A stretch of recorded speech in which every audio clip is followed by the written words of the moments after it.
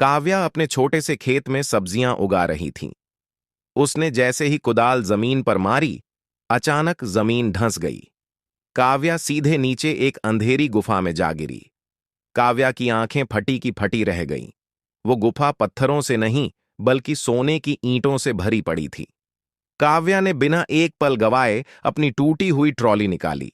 उसमें सोने की ईंटें लादीं और मुश्किल से ऊपर चढ़कर अपनी झोपड़ी में ले आई। रातों रात चमत्कार हुआ। उसकी टूटी झोपड़ी की जगह करोड़ों का आलीशान बंगला खड़ा हो गया।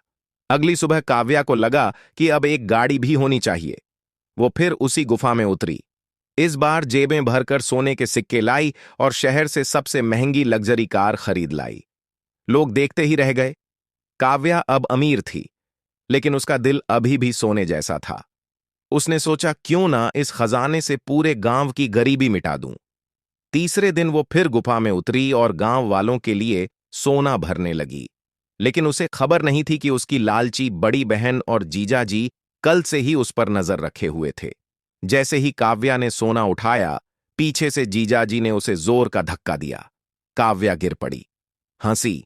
उसकी बहन हंसते हुए बोली, बहुत दान पुण्य कर लिया काव्या, अब यह सारा खजाना हमारा है, तू यहां से दफा हो जा। जीजाजी पागलों की तरह बोरे में ईंटें भरने लगे। काव्या घबराकर अपनी जान बचाने के लिए रस्सियों के सहारे जल्दी से बाहर निकल गई।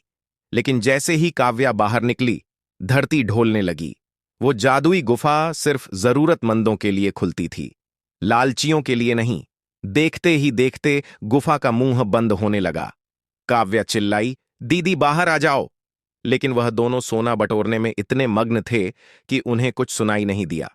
पलक झपकते ही गुफा हमेशा के लिए बंद हो गई। काव्या ने अपनी सूझबूझ से जो सोना निकाला था, उससे पूरा गांव अमीर बन गया।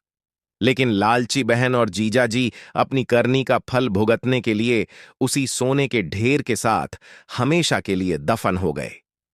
मेहनती काव्या के लिए वीडियो को लाइक करें।